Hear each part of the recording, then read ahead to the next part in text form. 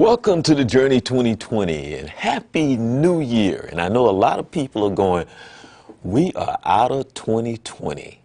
And things they would say now is that things can't be worse, but understand where your blessings comes from. As I'm asked all the time, well, how are you doing? And my answer always have been for years, any day above ground is a great day. Hello everyone, I'm Charles Morris and welcome to the Journey 2020 where we've been coming to you since 2013. And as my old co-host used to say, Dr. Robinson from Robinson and Associates, we're happy to have you with us as we try to reach higher grounds together. And as we try to reflect on the year 2020, there's so much to talk about as we try to get into this new normal. So as I want to say to you, I hope that you had a safe and wonderful New Year as we brought this New Year in, I guess, with a lot of joy. And as I've been saying on this show for some time, please use some common sense as we're gathering, even now that you pay close attention to the elderly. Do what is necessary that you're being told about the proper distances, wear your mask, and just please use some plain common sense, wash your hands, and do all the things that is necessary because we're still a long way from this thing being over. So I just ask you, beg you, please, to just do the right thing. Don't be selfish and just use some common sense. Now, on the third Monday of every month, you know, we have Kathy Meeks from Robinson Associates. She's a family therapist and a sex therapist, so we have a lot of fun with her. She comes on and she tries to help us in our relationships and help us get past a lot of the myths, help us to better understand ourselves and try to reach a higher level in our relationships. So that's the third Monday of every month with Dr. Kathy Meeks from Robinson Associates. On the fourth Monday of every month, we either have a Kina Kruma from Young Fathers of Central Florida, which I think has one of the best organizations in all of the world, because what they do is they help mentor fathers as young as 12 years old on up to about the age of 27. And what they do, they have 8 programs within the organization. I'm sorry, 9 programs. They added a program. They have 9 programs within the organization, and they're out on college campuses. They do a lot of work, and not only that, the state loves them. Why? Because they have collected over $1 million plus in child support payments. So you know the state loves them. But they do such magnificent works in helping our young fathers step up to the plate. And what's more important than being a parent and understanding your role, especially in these days and times, young people doing the right thing. And if he's not available, then we have Regina Johnson. We call her our life coach. She helps us in our finances and to help us better prepare ourselves, help us raise our credit score, help us think about the future, help us change some of our bad spending habits, and just have a different mindset about how we go about things and to just try to put our feet on the ground and just do a better job. So all of that is right here on the Journey 2020. So that brings us up to our very first show of the year, 2021.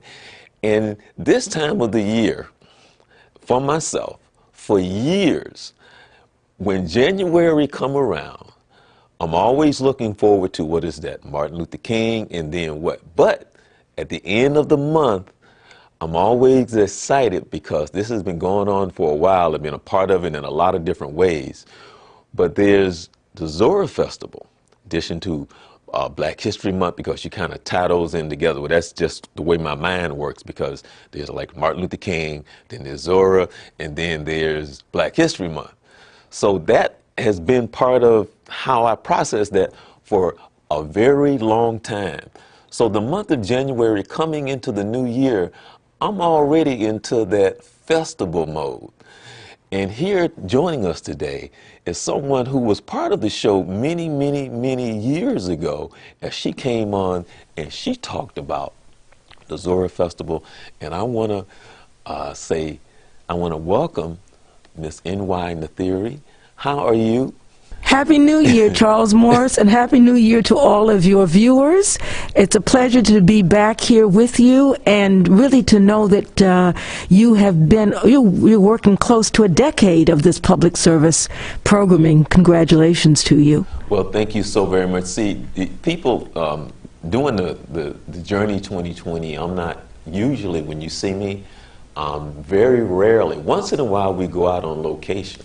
And today we're actually here in Eatonville. And for a lot of people, we're going to get into, for those who don't know around the country, who's watching and don't know about Eatonville, we're going to get into a little bit of that as well. So with that being said, NY Nathiri, wow. You have a lot of history in this country, I mean, in this area here locally in Orange County, in the city of Eatonville. Where do you want to start when it comes to Eatonville, and then we could talk about, because one of the things that I want to do, and you don't know this, but one of the things that I want to do for Black History Month, because after the passing of your mother and hearing all the things that I heard, that I'm definitely going to have you come back during Black History Month, and we're going to have to talk about the contributions and the history and the legacy of your mother and your family. And I didn't know to the degree, I didn't know, I think it was your grandfather was the mayor of... Yes. Yeah, you see, I didn't know all of that until the passing of your mother. So we're going to have to do a little bit of Black history for Black History Month. So I want to invite you to come back to talk about the history of your family in Eatonville. But quickly, before we get into why I asked you to come on the show, give us a quick little history of Eatonville. Well, Eatonville was incorporated in 1887, and really, I think the world knows about Eatonville because of Zora Neale Hurston. Zora Neale Hurston's family came to Eatonville shortly after its incorporation, and you know, anytime you have an artist, whether it's someone who writes, someone who sings, someone who paints, anytime you have an artist who embraces as a part of that art and talks about their hometown, their community, it really brings that place where they grew up and where they think is special. It brings an extra note to the audience for whom they are performing. And in almost all of her books, her classic, Their Eyes Were Watching God, Mules and Men, Jonah's Gourd Vine, short stories.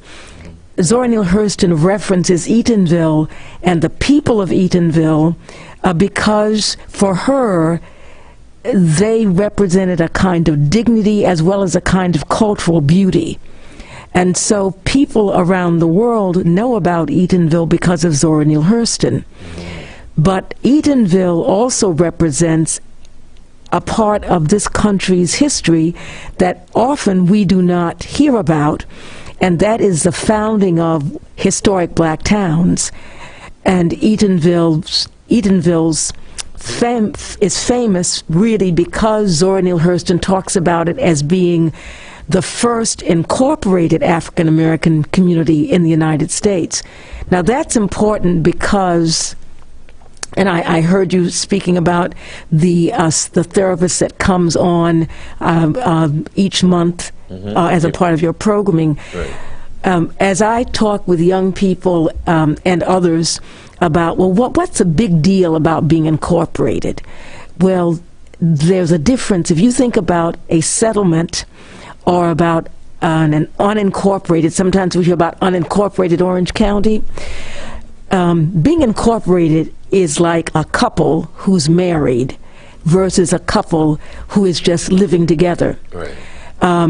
In the United States, in different places, and this is really based on English, what they call common law, depending on how long a couple may live together, at a certain point, there are rights and privileges that accrue or gather to the woman and any children that may have come from that union. In some places it might be 3, some states it might be 3 years, in some states it might be 7, some states it might be 10 or more. But when you get married, that's a legally binding contract. Now, of course, many people think about it in terms of romantic love, but actually it's a legally binding contract. Yes, it is.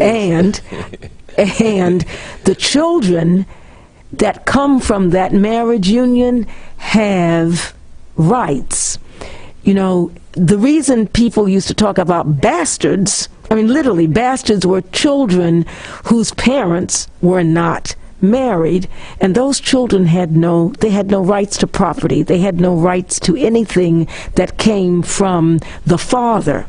So the incorporation of a town means that there are legally recognized privileges and rights of that community. And so that really is the big deal. Now you might say, well, so what? But the point is that the people who incorporated Eatonville understood the difference between actually filing the papers and just sort of existing. That's important because if you think about 1887, from 1865, when the 15th Amendment actually was passed, I want to go through and make sure I have my right history. 1863 was the Emancipation Proclamation. Then you had the 13th, the 14th, and 15th Amendments to the United States Constitution. Well, you think about what is the difference about the sophistication of people who were just 24 years earlier regarded as chattel, that is property, and chattel slavery, historians have looked at and said that's the worst form of slavery, because chattel slavery means that you don't have, you're like a pencil, you're like a dog. Actually, a cow might have been more valued than an enslaved person in this country under the British system. So you think about people who, say, 2 decades earlier were thought of as being nothing, and that these same people about 25 years later have the confidence and the ability to govern themselves. That is a great accolade to be able to embrace. And so in Eatonville, we are very proud of the fact that since 1887, without any break, we have been a self-governing community. You know, and I don't want to cut you off, but that brings me back to for a week we were in Eatonville celebrating Kwanzaa. Yes. And during one of the evenings, afternoons that we were talking, you made a comment which is reflecting of what you're talking about now. And that was the zeal and the people of color, the ability, as Maya Angelou say, like dust we still rise. Through all of it, you often wonder with what God gave us in the will and through people, there's always been people that's been mistreated throughout the history of mankind. Okay. And you don't want to have a conversation about, well, who was mistreated the most, and well, many people died, period. When people die, people being mistreated, it's not a competition.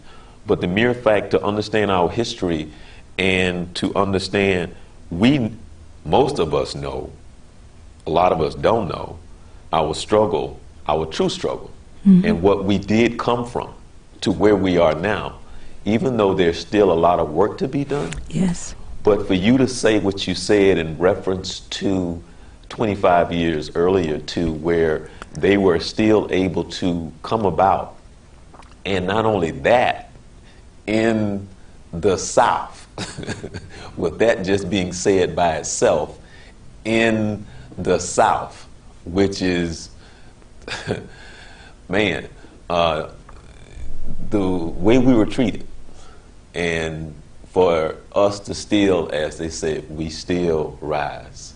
Yes. Says a lot about the town of Eatonville, and hopefully for the month of February, as we talk more and get more into the history of Eatonville, then you can even give us some more information, and to try to educate us even more so, because the more I hear, the more fascinated I am. Because when I was sitting listening about your family and the history, I'm just sitting there and I'm trying to put myself in the seat of I guess it was your grandfather. Yes. And I'm trying to sit there, and when I heard it, I'm trying to sit there and I'm trying to picture being in his shoes and wonder what that was like, and like, wow, and what that took. That says a lot. Well, you know, you are really, when you say about what has happened through the course of humanity and how people they have always been oppressed people. The instance, and when you talk about the South, yes, I mean, you have to marvel. I think that one has to marvel at the resiliency, yes, of the black people in this country. All right. Right. If you think about the indigenous people in the United States, we call them the first people, or the Native Americans. Right. They don't have their land anymore, and frankly, they're not going to get it back. In other words, Right. The United States of America has displaced and replaced the first people, right? Some historians and cultural anthropologists say that one of the reasons that may account for the resiliency of the black people is the people who actually were brought here. In other words, the enslaved people were the people who were the agrarian society in West Africa. They could grow the rice, okay? They could pick the cotton. They were of that. In other words, they were the people who actually could do the labor, and so that in part can account for the kind of stamina with people attached to the land. But you also have to look, I think, at the fact that this kind of the resilience, there's a spiritual element to it, because you don't allow just your circumstances to beat you down so that your humanity cannot express itself.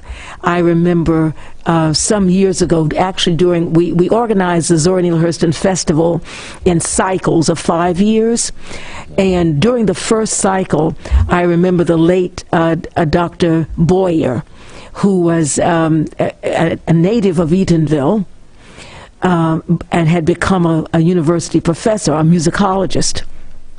And he talked about how the black people would worship. That he talked about just the feet, all right? That there was because of the laws. I mean, you really could not do certain things with your body, even in worship. But he showed how the Africans would use their feet, that they would actually, in other words, that they found ways to circumvent the law, and they were complying with the law, but they were able to circumvent the law by the way that they used their feet during the worship service. It was really quite fascinating to hear. Now, some of us may be aware of the spirituals and the double meanings of the spirituals, you know, and so all of that, I think that I was looking at a movie, Birth of a Nation, not the D.W. Griffith, not the white Birth of a Nation that really gave people in this country, white people, a kind of license, you know, as a part of their about their treachery. But Birth of a Nation, the one that I think maybe up to 5 years ago, and it looked at Nat Turner and the fact that you know, white slave plantation owners would actually bring him to preach to the enslaved population, but it was, you know, and his message had double meaning. And the enslaved people could hear it in one way, and their enslaved the masters, quote unquote, could hear it in another way. We've always had that kind of, duality in terms of our existence. And perhaps that's another reason why, you know, it's not that we have just survived. I mean, we have thrived. We have been the creative backbone of this nation. We have brought so many contributions, not just singing and dancing, but science contributions. You look at George Washington Carver. Right. I mean, you know, these are, you know, the man who was able, between the sweet potato and the peanut, to bring so much to the life of average Americans. And now we are told that in some countries in Africa, the leadership is actually looking back in terms of the farming and the science about crops. They're actually going back to look carefully at what George Washington Carver, to the precepts and the science, because it has the ability to help them in their economy. You know, I've always wanted to ask you this. Have you ever thought about writing a book? Well, actually, yes. You know, because you are a walking encyclopedia, you're walking knowledge, and your spirit is great, and there's so much that you can share. Have you ever thought, she should write a book about her journey? Well, I will say this. I've had the privilege of compiling and editing a book on Eatonville and Zora Neale Hurston, but as you say what you say, you know, I have thought seriously about how could I talk to my children and grandchildren. I think that, you know, the book that Ta-Nehisi Coates wrote to his son, I have thought about how I can do that, because I have been privileged to have a wonderful life. I have come up at a time when the laws of the country and the customs of the country, in other words, I'm a product of the segregation era in this country. That's basically at the height in the 50s, the 40s, 50s.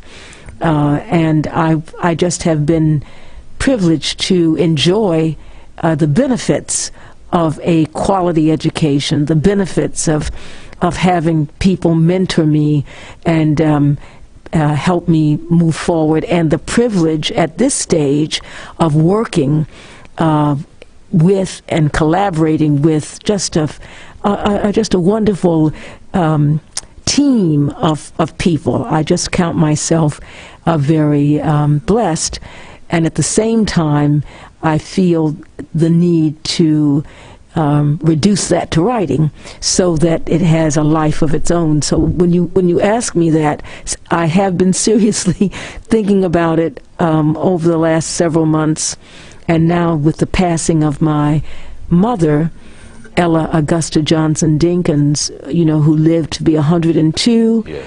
I just the weight of what it means to exist and then pass away, and not to have people know that story. Yes, I have been thinking about it. Yeah, that story that you must tell. Now, for just a week ago, just last week, I actually had a chance to spend a week with you, and you were celebrating Kwanzaa. Absolutely, yes. Tell us why you decided to do that. Well, I can tell you, actually, our organization has never been able to celebrate Kwanzaa because of the Zora Neale Hurston Festival of the Arts and Humanities. The reality is, when you are 30 days out from a major event, and we have, up until this year, we've always been the last week in January. This year, we're starting our month-long celebration on January 7, the birthday of Zora Neale Hurston. But we were able, the short answer of why we were able to celebrate Kwanzaa this year is because of COVID-19. Everything is so much as virtual, and so for us, it became something natural. We are in the Zoom era, right. And so we could really engage in the public square. The other thing I should say, Charles Morris, is that we found with COVID-19 is that our organization really has we have a ready-made position in what you call the public square in public programming, because what we have been doing for the last 30 years fits so nicely into programming that people are truly interested in. And of course, with the virtual reality, we're able, that at Kwanzaa we had people from California, from North Carolina, from Texas, from Mississippi, from Alabama, from Connecticut, from Pennsylvania. We had people literally from all over the country tuning in. So we have, and it was great to hear some of their stories. It was really great.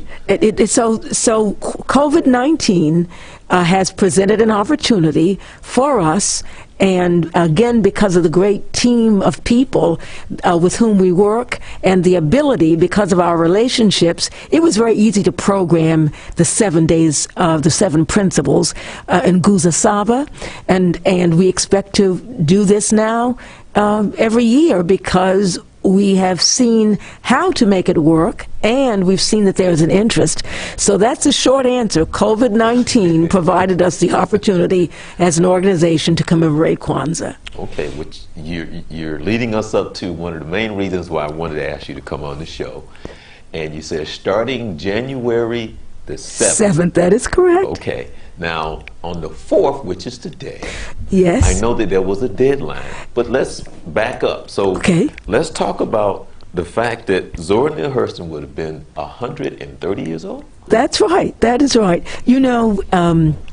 And for us then, the natural, when you have certain dates give you the opportunity in terms of landmarks, 25, 10, a decade, 25, a quarter of a century, 50, but an even date, a date that ends in a zero, like 130.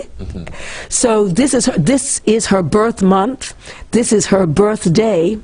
And so what we determined, and I have to say that we have to give, the elders say you have to give credit where credit is due. This idea goes to Vivian Gary, who is our volunteer coordinator, our events logistic guru. She's an upper management at Universal Orlando, but she talked with me about about a virtual party. Now I had heard about these things, but frankly, until somebody really is able to make it, as I say, make it plain and say how we could do it, and in the right time. She brought the idea in early November. And in our business, and when I say our business, I'm talking about preservation, cultural events, programming. You have to have time so that you can actually get the program off the ground. So she talked about it. There was a provider already experienced that we could count on. I took it to our board president, Chad McKendrick, and he said, absolutely, because the University at Florida, he had just participated in a, what do you call it when you do the football tailgate, thank you. You know, what they say, mental lapse. A tailgate party, and the University of Florida had organized it, and they had a tailgate party evidently for about 8 hours. But it was and people would come in and out, but it was very, very successful, and they raised money. So coming back, tying this all together, on the 7th of January, Zora Neale Hurston's 130th birthday, we are going to party with a purpose, right? And so what that means, we will start at 8:30 Eastern and go to 10:30. We're doing 8:30 because on the West Coast, you know, that'll be 5:30 after work if people are still, you know, not, if they have to come in. So we will do that. And what we're going to do is, and there still may be time because we're in the early evening. We're in the early evening on Monday. Okay, go to zorafestival.org. On the home page, there's a happy birthday, 130th birthday. Click, and that'll take you right there. If you want to join us and have a party box, you can order a half split of champagne, or if you're not a drinking person, have a sparkling grape juice, and you can order a cupcake. And if you need to be gluten-free, we can take care of you as well. That's $130. The reason we talk about the 4th, about tonight, really being the deadline, because FedEx will deliver your birthday box to you, and we just want to make sure that people have a chance. It's a 2-day delivery, so we are using the 4th as our hard deadline.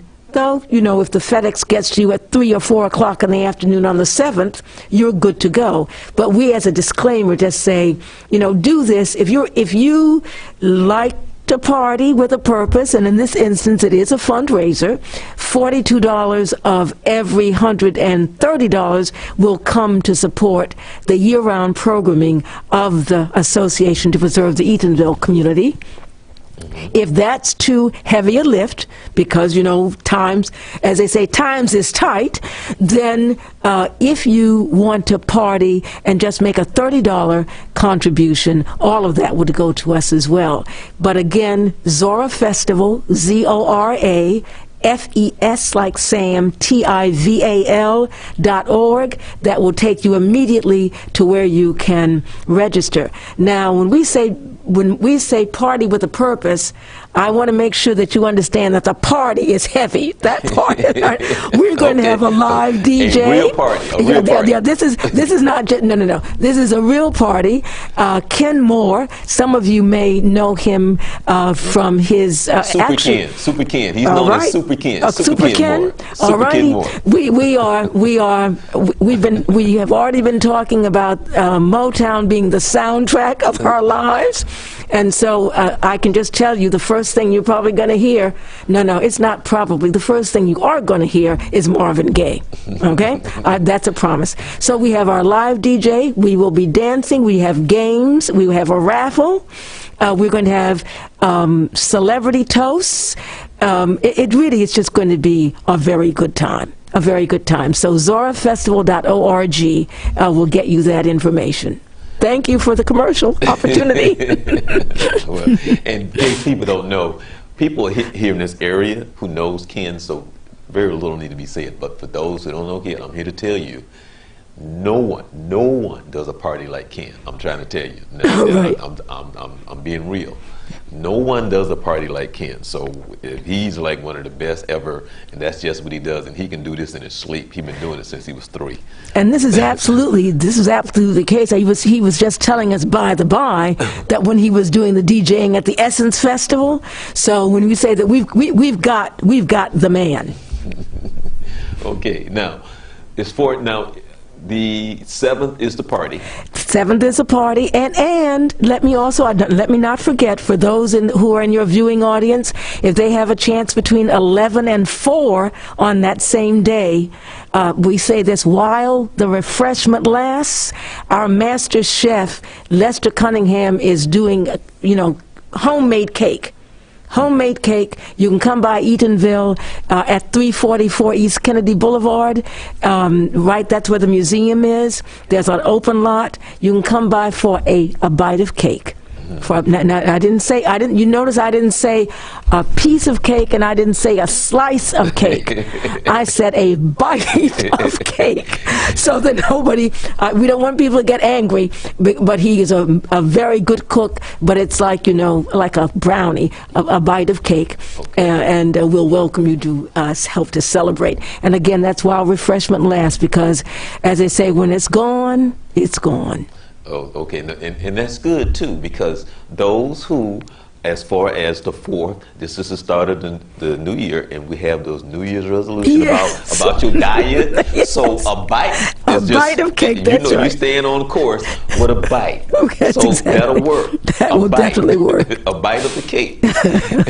So let me ask you this now. As far as well. For those who don't know, she's going to give you a quick history of the festival. Yes. Who don't know anything about the festival. So she's going to give a quick history of the festival, and then my next question is going to be the challenge of this, because we're still going through the virus. So how are we doing the festival this year? So first of all, give us a quick history of the festival. The Zora Neale Hurston Festival was developed or created because we had to find a way to explain to the public generally and to Orange County government elected officials specifically why they should not 5-lane East Kennedy Boulevard from Wymore Road to east to 1792. In other words, we had to say that when you face a crisis, that the mother of invention, creativity is a mother of invention. Eatonville in 1987 was known as a low socioeconomic community. And today, frankly, it's still a low socioeconomic community.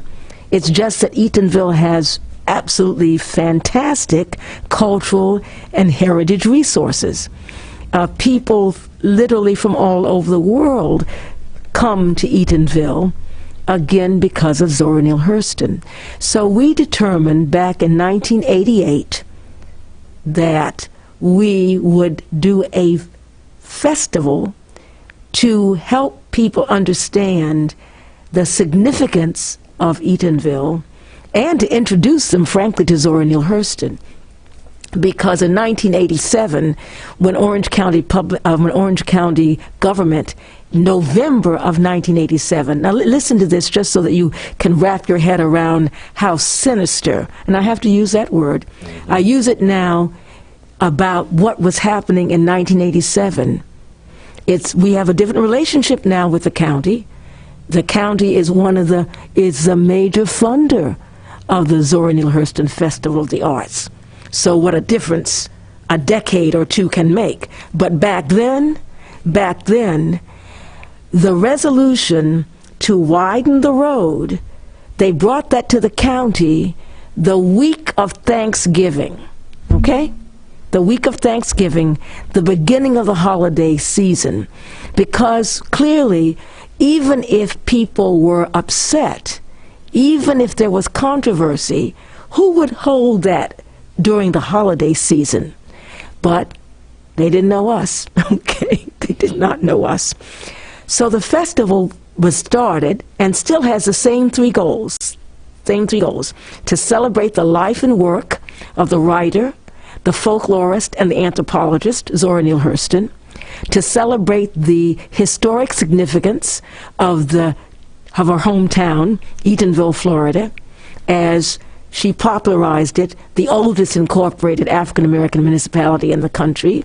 And third, to celebrate the cultural contributions which people of African ancestry have made to the United States and to world culture. So that's what the festival does, and that's what we have been doing for 31 years. We are now, after about the first decade, I would say we became known as an award-winning, nationally recognized cultural event. cultural heritage event. And that is the history. Originally, we were 3 days. We were 3 days, Friday, Saturday, and Sunday. Friday has always been Education Day, because we we went on a field trip to the Florida Folklife Festival that used to be held in White Springs, Florida, and the people who were mentoring us said that if you use Friday for education for the secondary school students, you'll be building an audience and you'll be really accomplishing a very great thing. So I would say that for about a decade, we were Friday, Saturday, and Sunday. We had the Outdoor Festival of the Arts on Saturday and Sunday, but on Friday we did education, we did public talks, we did theater, we did all those things that really people enjoy. Because remember, the idea of festival was we said we were going to try to get as much information into people as possible, but while they were having fun. Right now, I think people call it edutainment, edutainment, and that's what we were doing. And then I would say probably about 20 years ago, we made, actually maybe a little bit longer than that, we went to a 3-day outdoor festival, Friday, Saturday, and Sunday, and that's when we closed the roads. We asked the town of Eatonville to support us, because remember, this road is an Orange County road, but we went through all of the things that we had to do. Festival is really a representation of just how strong management can be coming when it's led by African Americans. Now, we have lots and lots of friends from different ethnic groups, no doubt, but what you see in Eatonville with the Zora Neale Hurston Festival of Arts and Humanities, that represents the high quality of management that comes from within the African American community, locally, statewide, nationally. So is that a quick enough? I don't want to belabor and just sort of drag it out, but that's a quickie view of the history of the festival. But you also have to let people know that, and I think I know the number, but I'm going to let you say it, about how many people come through during those 3 days. 3 days. I would say that, and we have to look at, there was a time, and this is actually the case, in I think maybe it was 2000. Mm-hmm. There were so many people at the outdoor festival in Eatonville. Al Jarreau, Al Jarreau was the presenter on center stage. There were so many people in Eatonville that Orange County Public Schools called us in and said, you've got to give us a plan where if there were an emergency, you could get through. The emergency vehicles get through. That's how many people we had. You just have to say tens of thousands. Right. All right, tens of thousands. The last time that we actually did a real, there's a different kind of survey that you can take, but it was led by our Vice President, Dr. Tadayuki Hara, at the UCF Rosen College of Hospitality Management. He had his graduate students come out and click, and that was 42,000 on one day.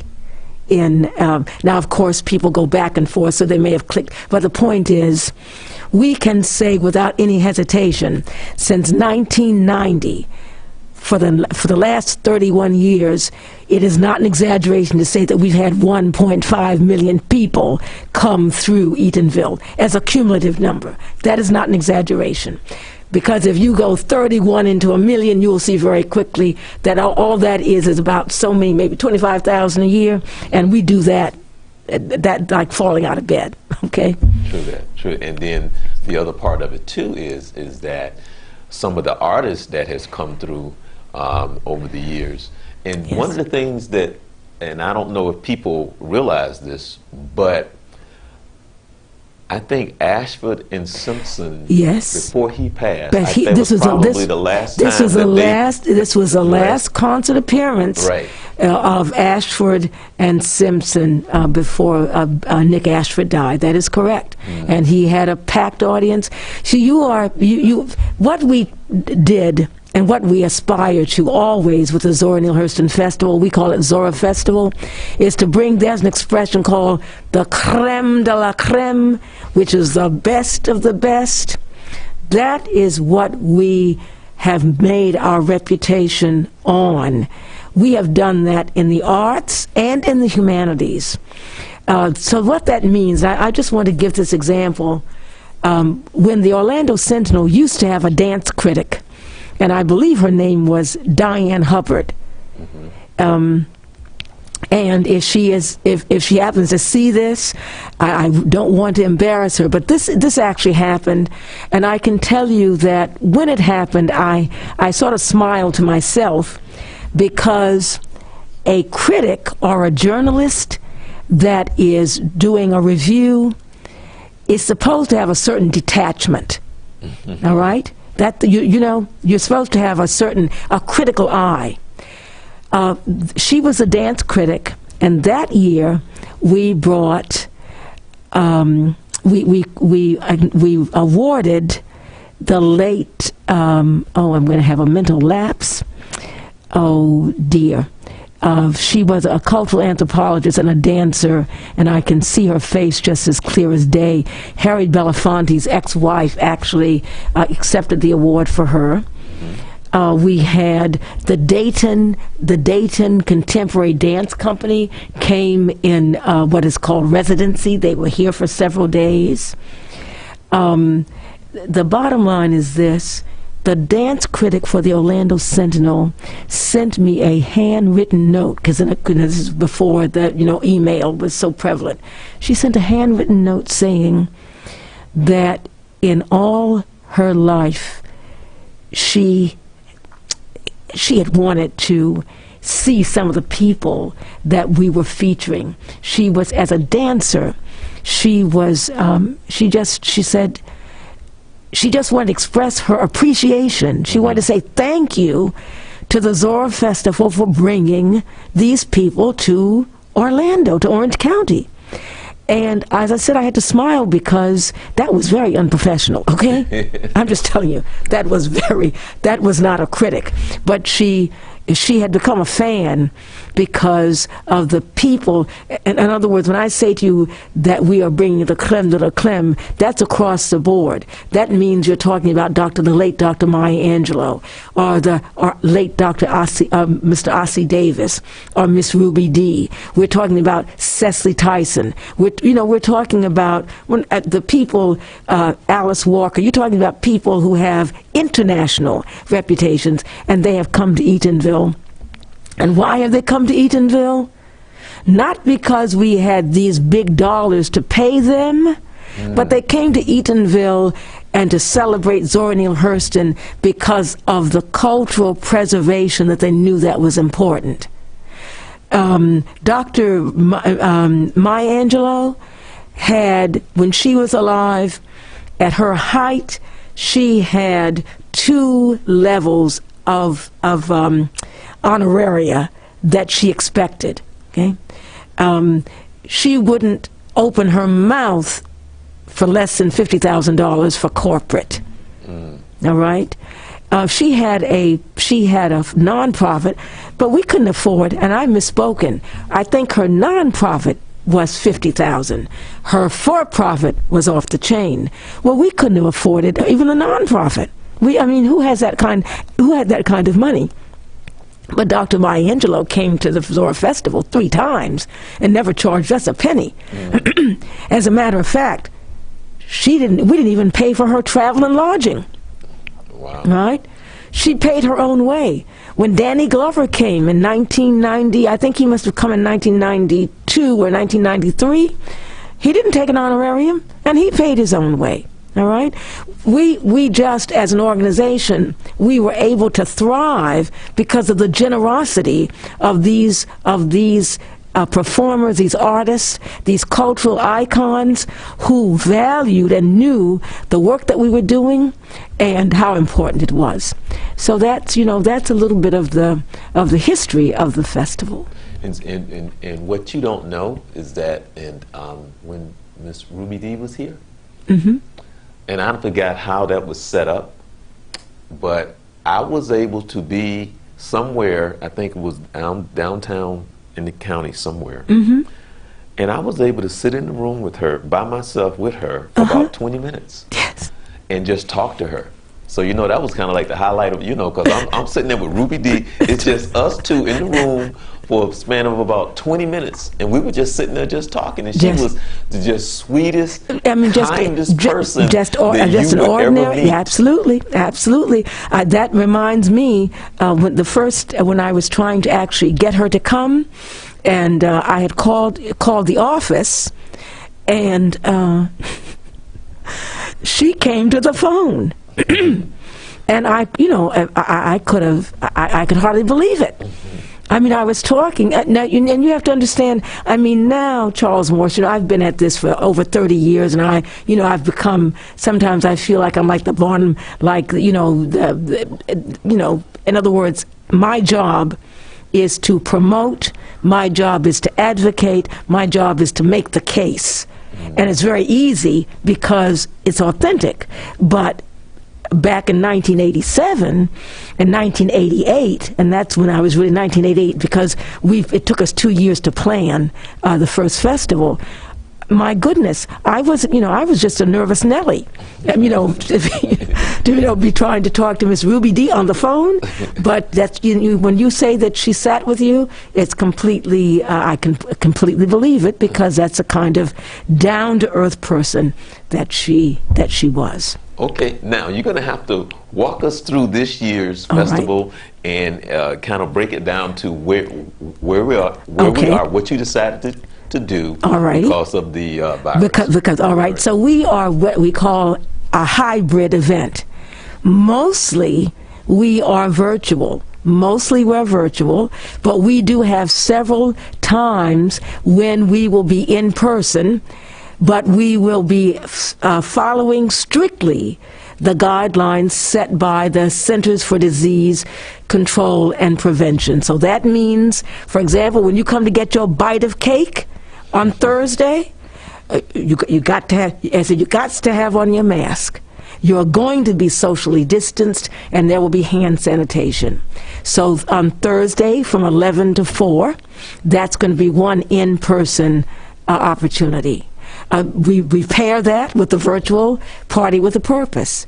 Then on the 9th, we will, from 10 until 4, will be the opening of the museum exhibition called A Past Unremembered, a Black Speculative Odyssey, that's looking at Afrofuturism, as well as Afrofuturism mapping the sonic imagination. That will be a multimedia exhibition that people can come to the museum at 344 East Kennedy Boulevard. Again, socially distanced, mask and hand sanitation. You'll also be able to visit the St. Lawrence African Methodist Episcopal Church, which is the oldest congregation of Eatonville and has wonderful murals that you can see. So that's another in-person opportunity. Each of these is free and open to the public. Again, we are observing those guidelines. On the 17th, which is a Sunday afternoon, and this is the first time where there is a limited audience. You must register. It's RSVP. It's when we get to 20, and I can tell you people are already registering. When we get to 20, then that will be the cutoff. But that's going to be a yards and gardens tour of historic Eatonville. We will be going to 3 properties and seeing the lovely heritage of gardening and of yards in Eatonville. Then on the 23rd, we will have another in-person opportunity, and that will be at the Bronze Kingdom.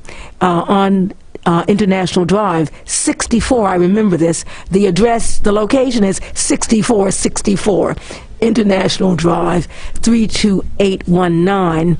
That is a wonderful facility. We are collaborating with Mr. Rowell and Bennett at the Bronze Kingdom. We will be in a private area. That is a ticketed event. It is $20.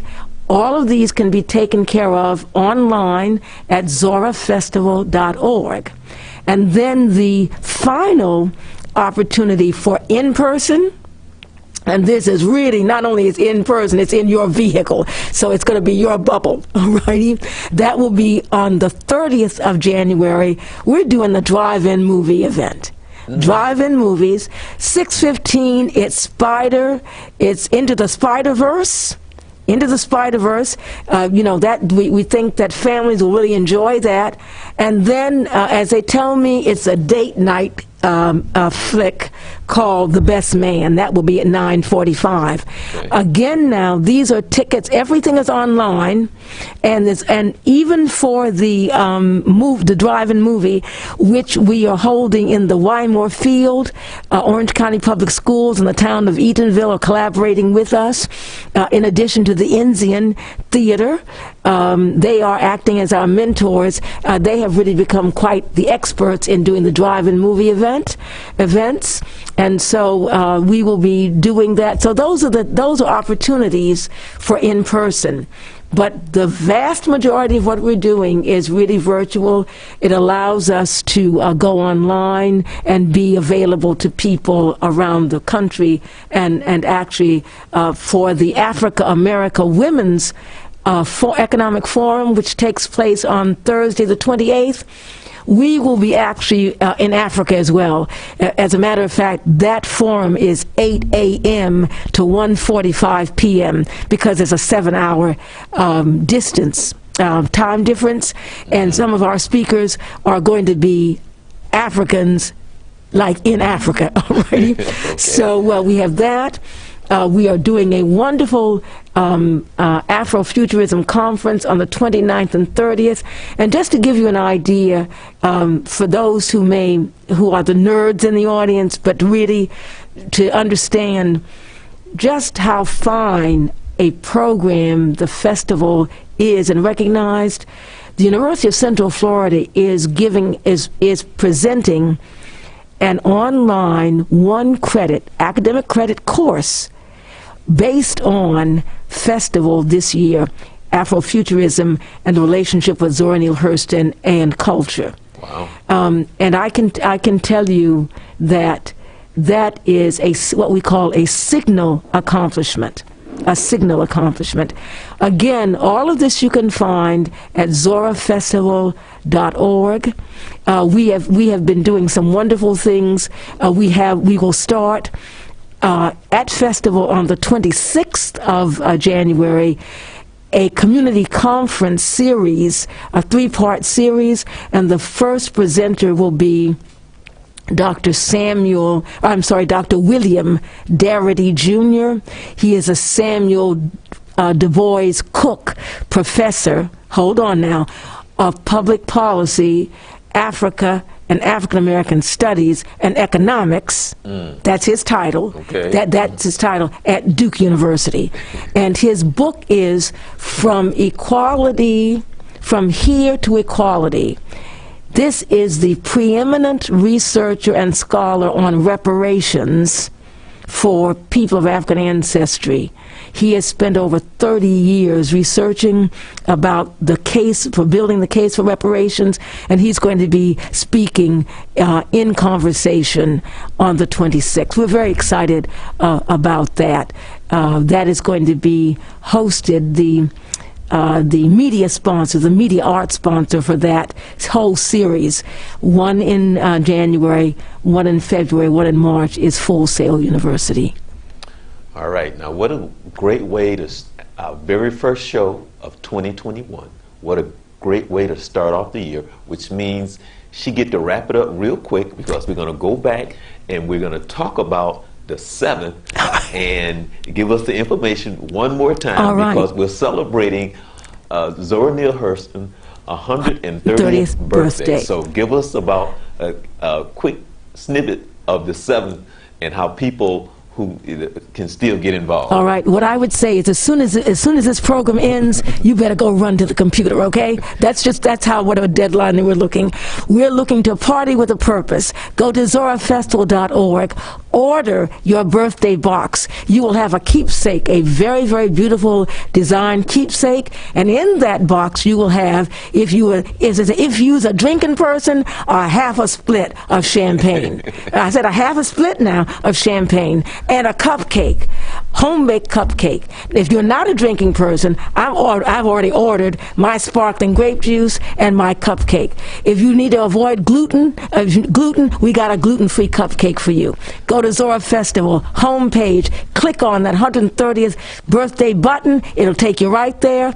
$130 for the birthday box. If that is too heavy freight, come on in for $30 as a contribution. This is admission. It's an admission party, and it's a fundraiser for us. It helps to support what we're doing all year long. Of the $130, $42 is tax exempt. All right? So please, party with a purpose with us on January 7th, the 130th birthday of Zora Neale Hurston. Well, see, you thought the party was over when you were coming into the new year. The party's still going on. That's right. So you can still That's party. Right. You can still party. You can party hardy. Right. And then you got one of the best DJs in town. All right. All right. That's it. Right here in Edenville. Again, what's the web address? It is Zora Festival, ZORA Festival.org. All right. I am so blessed and so happy to have NY Nathiri.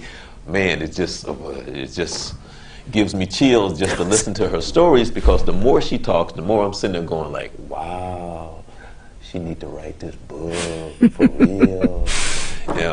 And just to talk about all the lives and all the people that she has touched, from her family going back from generation to generation. And let's encourage her to just go ahead and get that little project started, right? So we're starting it right here on the Journey 2020, where we come to you every Monday at 7 p.m. I'm Charles Morris, and you make sure that you join us, because we're partying like we have a purpose. The Journey.